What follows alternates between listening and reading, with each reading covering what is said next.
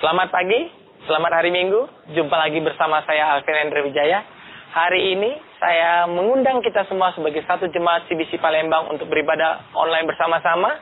Dan pada pagi hari ini, marilah kita mempersiapkan hati dan pikiran kita untuk beribadah. Dan saya juga menghimbau kepada jemaat semuanya untuk berkumpul bersama-sama dengan semua anggota keluarga kita, berkumpul bersama di depan layar televisi kita, atau di layar laptop kita, atau di layar HP kita, bersama-sama untuk beribadah. Selamat beribadah, Tuhan Yesus memberkati. Mari jemaat Tuhan, siapkan hati kita untuk memuji Tuhan.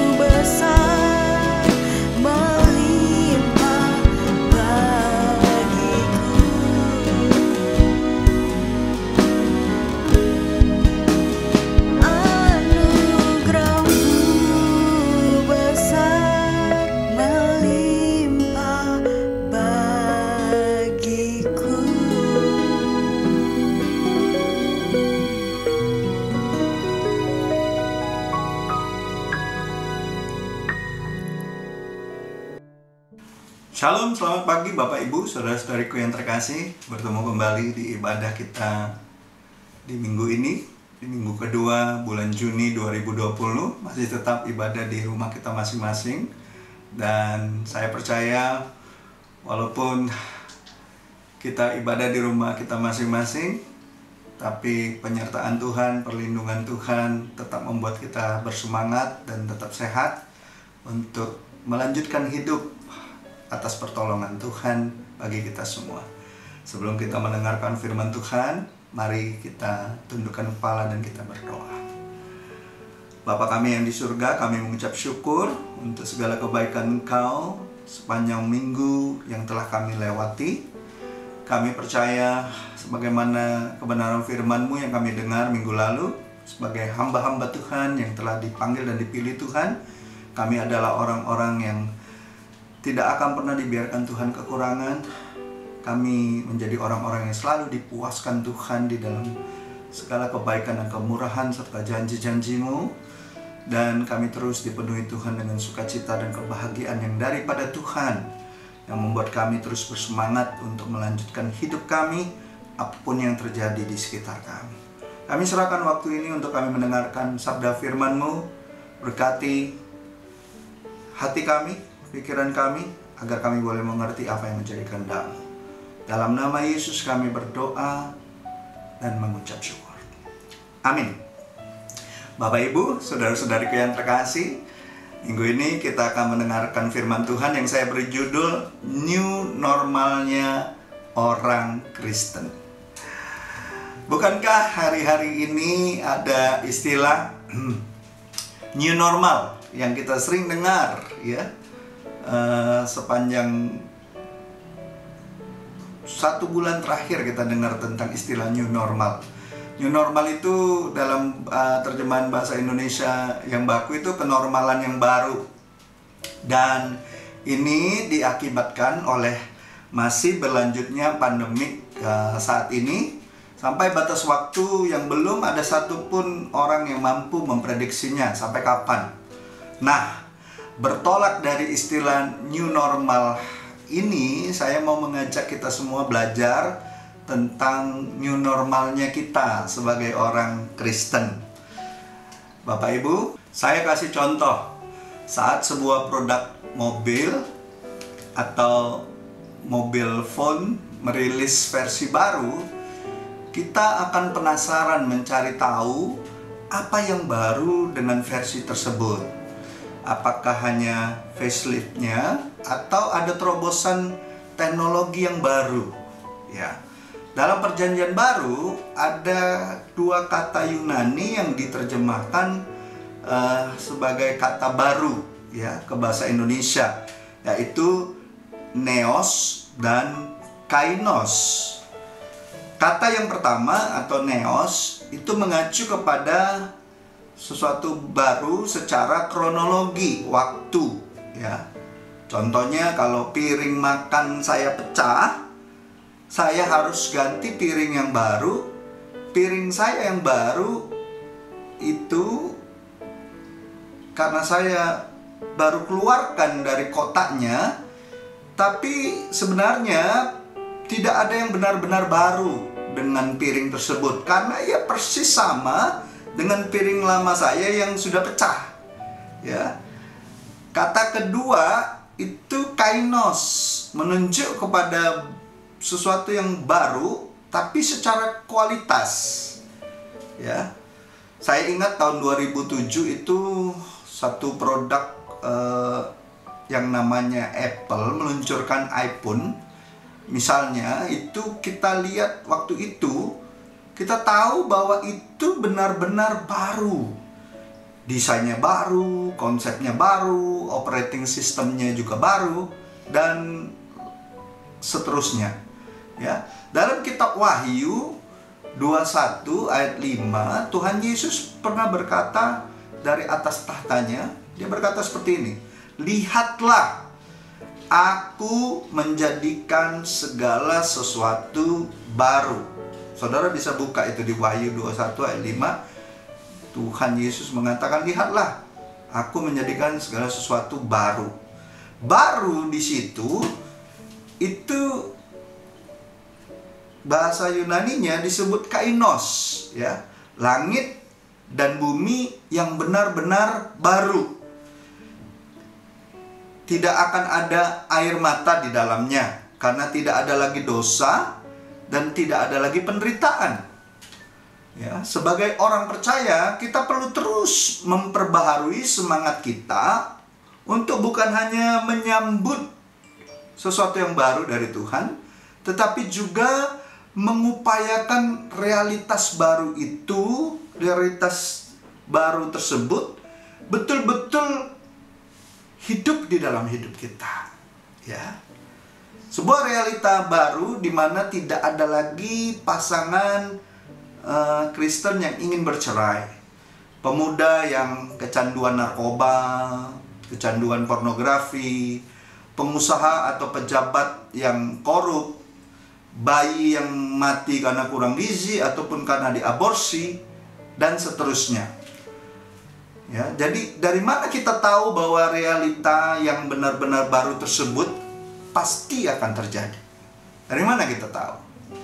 Ya, saya akan menjelaskan beberapa hal berkenaan tentang itu. Yang pertama, ya, dari mana kita tahu bahwa realitas yang baru itu betul-betul terjadi dalam kehidupan kita? Yang pertama itu karena Yesus telah memberi kesempatan untuk kita mencicipinya.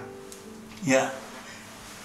Dan saya percaya Tuhan kita Yesus itu tengah dan terus menjadikan segala sesuatu baru melalui orang-orang percaya yang sungguh-sungguh menaruh pengharapannya kepada Kristus. Itu sebabnya Yesus datang ke dunia dan mati bagi kita orang berdosa ini untuk menjadikan kita ini ciptaan yang benar-benar baru. Ya. Dikatakan di 2 Korintus 5 ayat 17. Mari kita buka di sana. Apa yang dikatakan firman Tuhan? Firman Tuhan mengatakan, jadi siapa yang ada di dalam Kristus, garis bawahi, di dalam Kristus, ia adalah ciptaan baru. Ya, ciptaan baru di situ dalam bahasa Yunaninya itu kainos. Ya, yang lama sudah berlalu, sesungguhnya yang baru sudah datang, gitu. Jadi Bapak Ibu, saya percaya kata jadi di situ merujuk kepada ayat sebelumnya di ayat 14 dan 16, di mana Rasul Paulus memberitahu kepada semua orang percaya bahwa semua kita sebenarnya orang-orang yang percaya ini telah mati bersama dengan Kristus dan tidak lagi hidup untuk diri kita sendiri. Kehidupan kita sudah tidak lagi bersifat duniawi seharusnya. Hidup kita yang sekarang ini bersifat rohani. Ya. Jadi dikatakan kematian kita adalah kematian terhadap natur berdosa kita atau kodrat manusia berdosa kita yang telah turut disalibkan bersama dengan Kristus, ya. Dan tubuh dosa itu juga telah dikuburkan bersama dengan Kristus, bersama dengan Yesus, ya. Dan sama seperti ia dibangkitkan oleh Allah Bapa, kita juga harus percaya bahwa semua orang yang percaya kepada Kristus itu juga dibangkitkan oleh Allah Bapa untuk hidup dalam hidup yang baru. Sebagaimana kitab Roma 6 ayat 4 berkata, demikian kita telah dikuburkan bersama-sama dengan Dia oleh baptisan dalam kematian, supaya sama seperti Kristus telah dibangkitkan dari antara orang mati oleh kemuliaan Bapa, demikian juga kita akan hidup dalam hidup yang baru. Garis bawahi, hidup yang baru. Jadi Pribadi yang baru yang telah dibangkitkan itulah yang sedang dibahas oleh Rasul Paulus dalam 2 Korintus 5 ayat 17 sebagai ciptaan yang baru. Ya. Demi memahami ciptaan yang baru ini, kita harus memahami faktanya. Ya, fakta yang pertama itu yakni bahwa hidup yang baru itu adalah ciptaan atau sesuatu yang diciptakan oleh Allah. Yohanes 1 ayat 13 mengatakan orang-orang yang diperanakan bukan dari darah atau dari daging, bukan pula secara jasmani oleh keinginan seorang laki-laki, melainkan dari Allah. Ya, jadi diciptakan oleh Allah sendiri. Ya, memberitahukan bahwa kelahiran baru ini telah terjadi menurut kehendak Allah. Kita tidak diwariskan kodrat yang baru, dan kita juga tidak menciptakan diri kita yang baru.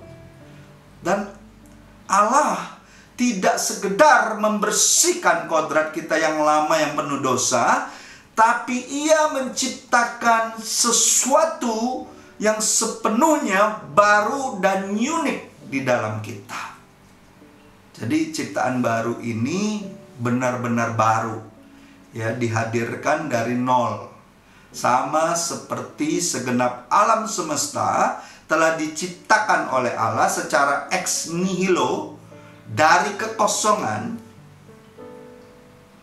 dan Sang Pencipta, hanya Sang Pencipta yaitu Allah Bapa kita yang dapat melakukan hal tersebut di dalam Kristus. Ya. Itu fakta yang pertama. Fakta yang kedua, yang lama sudah berlalu. Yang lama, ada kata yang lama.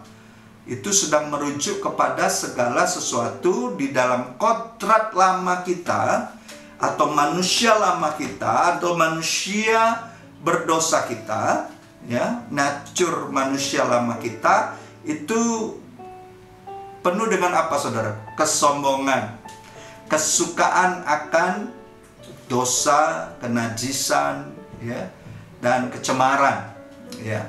Yang ketiga itu seringkali manusia lama kita adalah manusia yang selalu mencoba untuk mengandalkan upaya atau kekuatan diri kita sendiri, ya.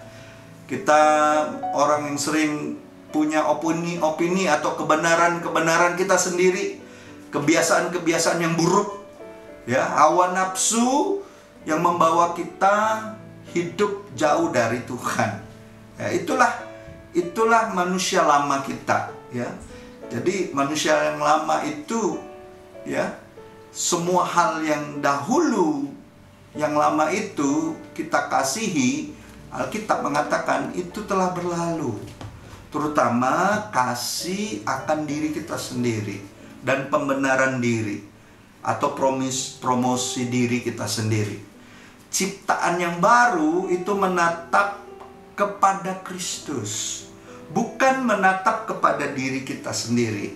Semua hal yang telah lama dikatakan telah mati. Karena ada lagunya, ku telah mati dan tinggalkan cara hidupku yang lama, semuanya sia-sia dan tak berarti lagi.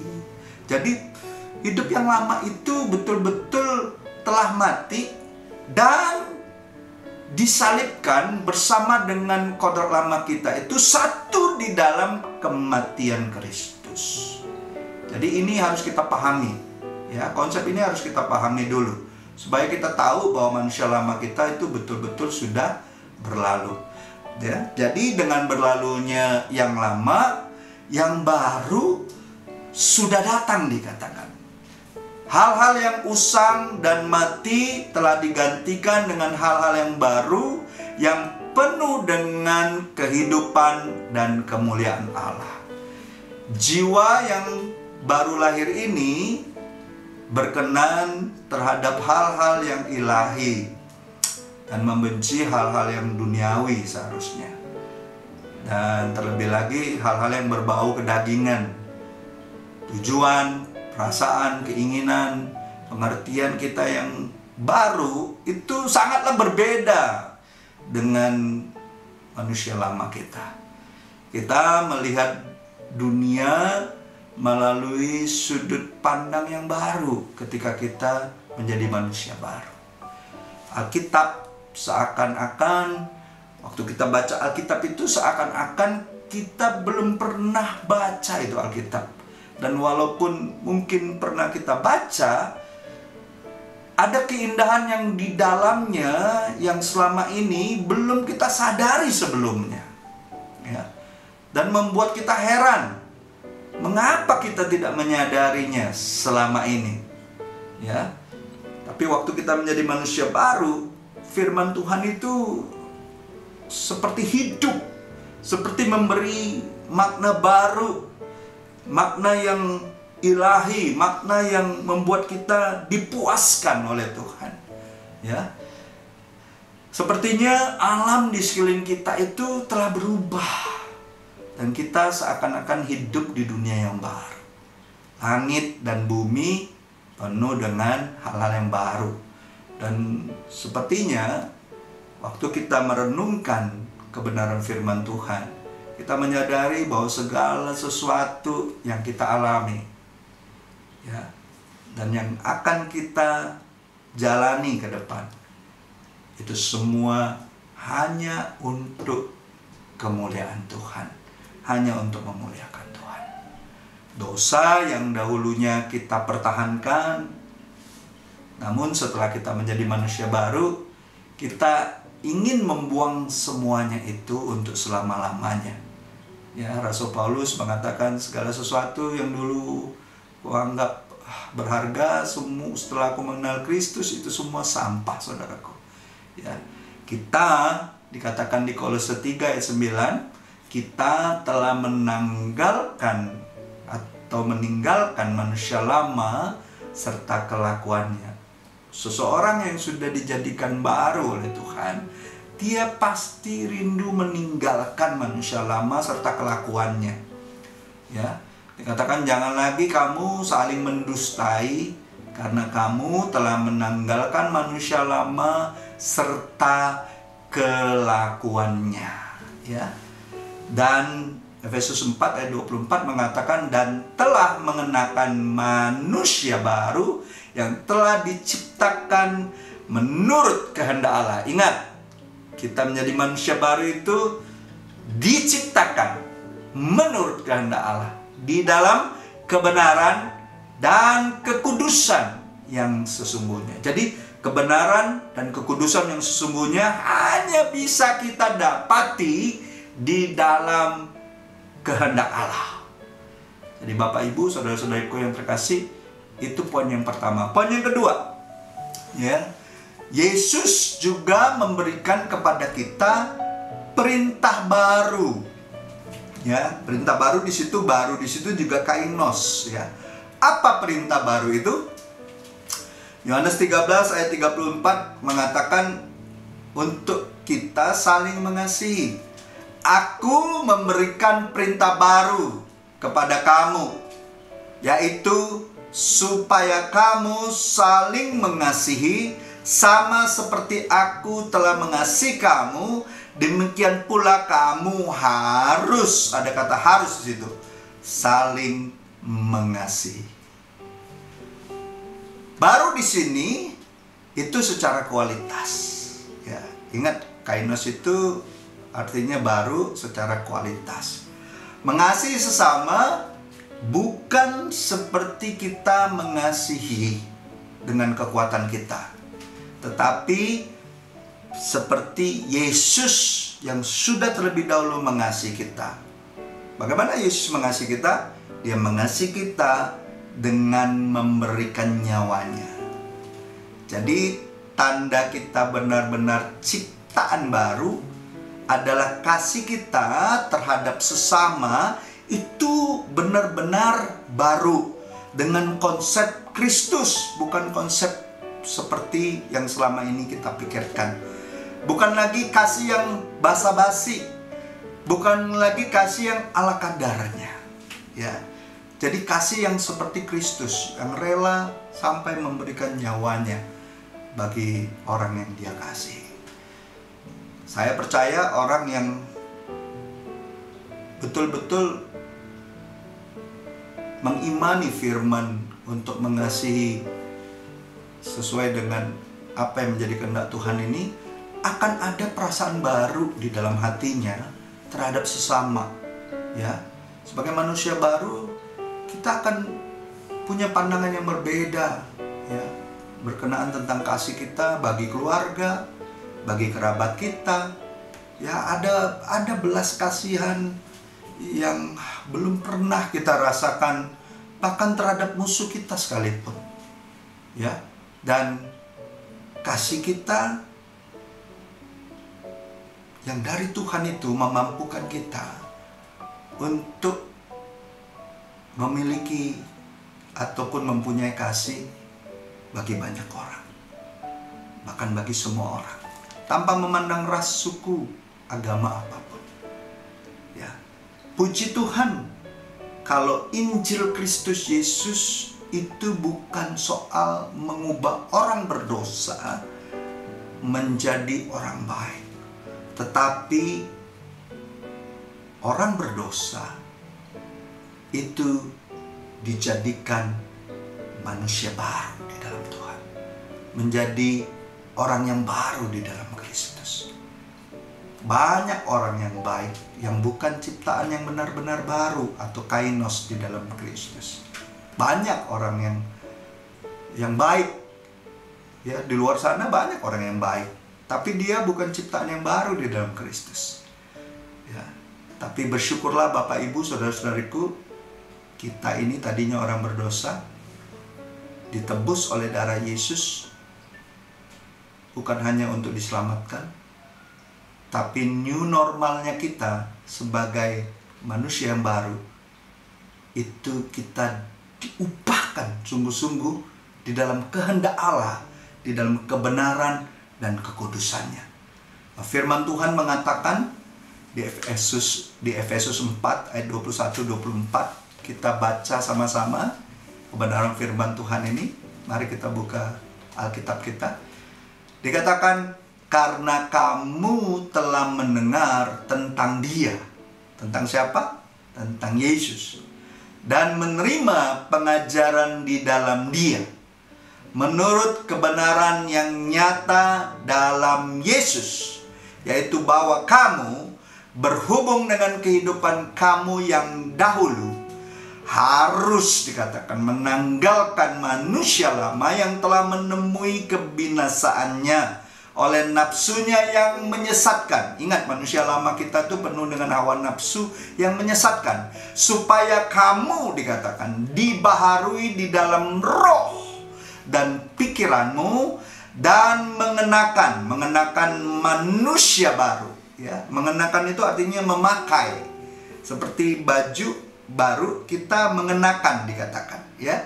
Yang dikatakan apa? Yang telah diciptakan menurut kehendak Allah di dalam kebenaran dan kekudusan yang sesungguhnya. Haleluya. Bukankah firman Tuhan yang luar biasa, Bapak Ibu? Kalau kita terima kebenaran ini, maka kita semua akan menjadi orang-orang yang dijadikan baru, ya.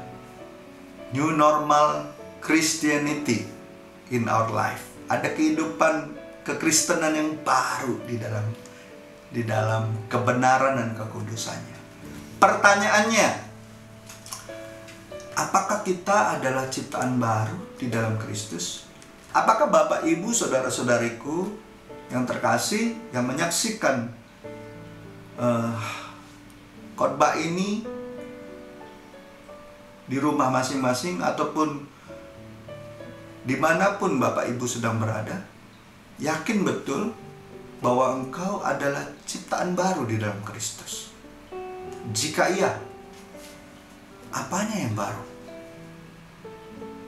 Apakah perspektif ataupun pola pikir saudara baru? Prioritas saudara juga baru?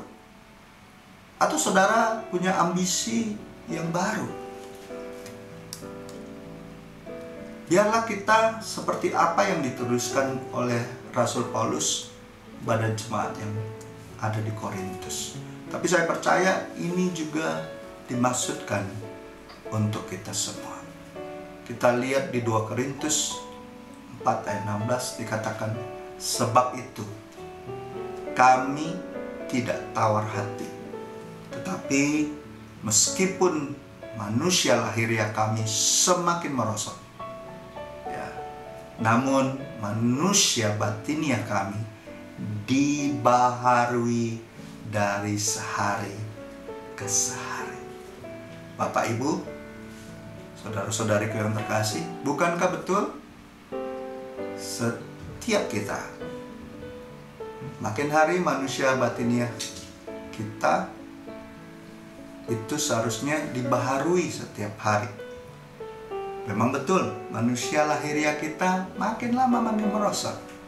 Ya, dulu saya ingat ketika saya masih muda, ya, manusia jasmani saya cukup kuat melakukan banyak kegiatan-kegiatan yang kalau saat ini saya mesti melakukannya kembali, tentunya saya tidak akan pernah sanggup lagi. Tapi saya bersyukur firman Tuhan mengatakan manusia batiniah kita di dalam Kristus dibaharui dari sehari ke sehari. Ingat, di dalam masa-masa new normal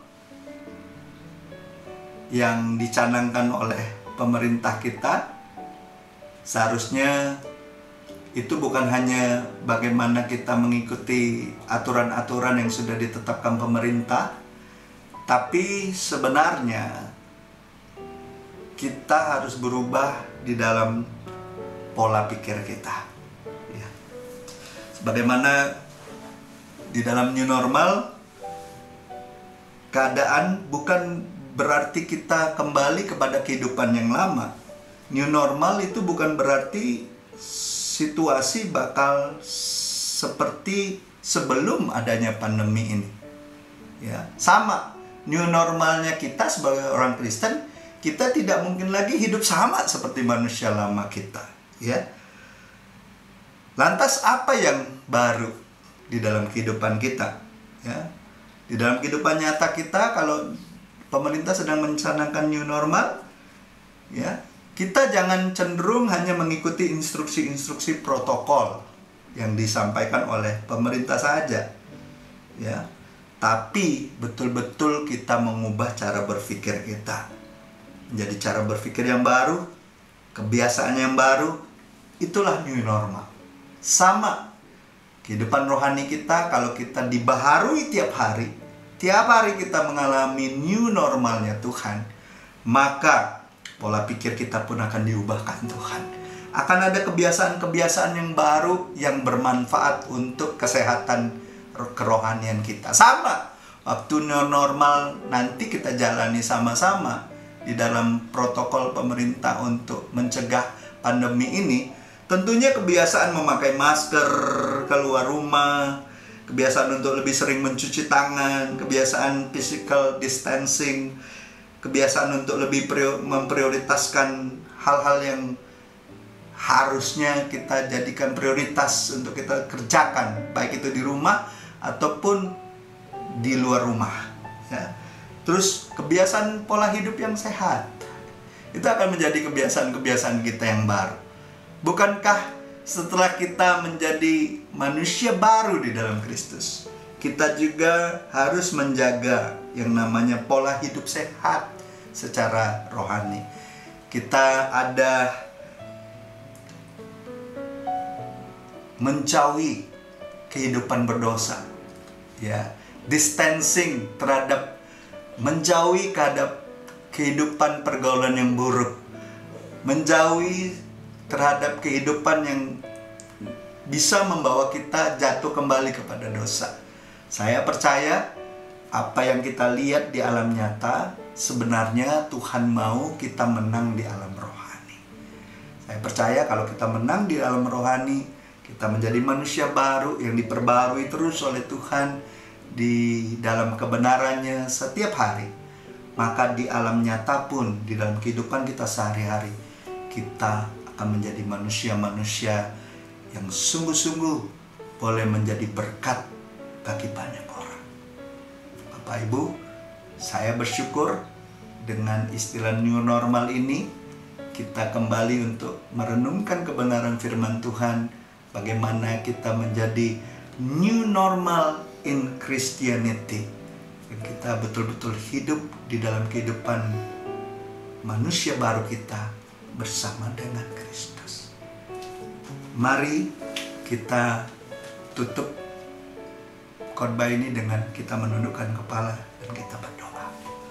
Bapa kami yang di sorga, kami mengucap syukur untuk hari ini kami mendengar kebenaran firman-Mu, bagaimana kami mengalami yang namanya new normal di dalam kekristenan, yaitu sesuai dengan firman-Mu di 2 Korintus 5 ayat 17. Barang siapa di dalam Kristus, ia adalah ciptaan yang baru, yang lama sudah berlalu, sesungguhnya yang baru sudah datang. Kami percaya Bapa, hari-hari ke depan ini kami akan mengalami apa yang dikatakan firman-Mu, bahwa betul secara fisik tubuh jasmani kami merosot, tapi secara rohani manusia batiniah kami diperbaharui dari sehari ke sehari. Terima kasih untuk kebenaran firman-Mu yang luar biasa ini, yang mengingatkan kami kembali jati diri kami di dalam Kristus. Bapak, Ibu, saudara-saudariku yang terkasih, sebelum kita menikmati segala hal yang baik dalam hidup kita dan kita rindu jadi berkat, mari kita angkat kedua tangan kita dan terimalah berkat-berkat daripada Tuhan. Kiranya Tuhan memberkati engkau dan melindungi engkau. Kiranya sinar wajah Tuhan menyinari wajahmu dan memberikan engkau kasih karunia. Kiranya Tuhan menghadapkan wajahnya kepada wajahmu dan memberikan engkau damai sejahtera. Terimalah anugerah yang besar dari Allah Bapa kita yang menciptakan kita menjadi manusia yang baru. Terimalah kebenaran dan kasih karunia yang datangnya dari Yesus. Penghiburan dan penyertaan Roh Kudus yang memampukan kita untuk terus taat sampai Yesus datang kedua kalinya. Maranatha, bahkan sampai selama-lamanya. Di dalam nama Yesus, setiap kita yang sudah menerima berkat Tuhan, sama-sama kita katakan amin. Bapak Ibu, puji Tuhan, kita sudah menyelesaikan ibadah kita hari ini. Tetap semangat, tetap menjadi berkat dimanapun kita berada. Sampai ketemu minggu depan. Shalom. Jumpa lagi jemaat City Blessing yang dikasihi Tuhan. Saya yakin dan percaya bahwa kita semua pasti sudah diberkati oleh firman Tuhan yang disampaikan oleh Pastor Jeffrey Huta Barat tadi. Dan kali ini saya akan membacakan beberapa pengumuman untuk minggu ini. Yang pertama, bagi Anda jemaat Tuhan yang ingin memberikan persembahan, baik persembahan persepuluhan, persembahan pembangunan gereja ataupun persembahan misi, Anda bisa memberikan melalui rekening berikut ini.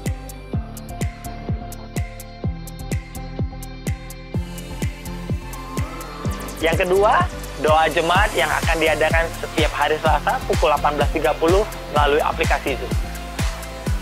Selanjutnya, doa syafaat yang akan diadakan setiap hari Sabtu jam 10 pagi. Dan bagi Bapak, Ibu, Saudara sekalian yang ingin ikut terlibat, silakan menghubungi Pastor Jeffrey Huta Barat. Berikutnya, kami juga ingin menginformasikan kepada jemaat Tuhan bahwa Gereja City Blessing Palembang tetap melakukan kegiatan berbagi kasih kepada saudara-saudara yang membutuhkan dengan memberikan bantuan paket sembako di masa pandemi COVID-19 ini. Dan bagi Bapak, Ibu, Saudara sekalian yang ingin ikut terlibat atau ingin memberikan persembahannya, bisa menghubungi Saudara Ulin atau memberikan melalui rekening berikut ini.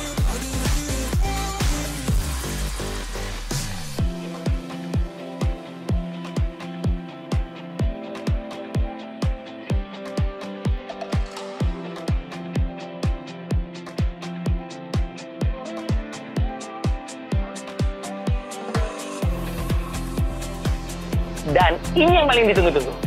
buat Anda yang berulang tahun pada minggu ini adalah sebagai berikut. Sekian dari saya, Alvin Hendra Wijaya. Jumpa lagi di ibadah online berikutnya. Tuhan Yesus memberkati. Ciao.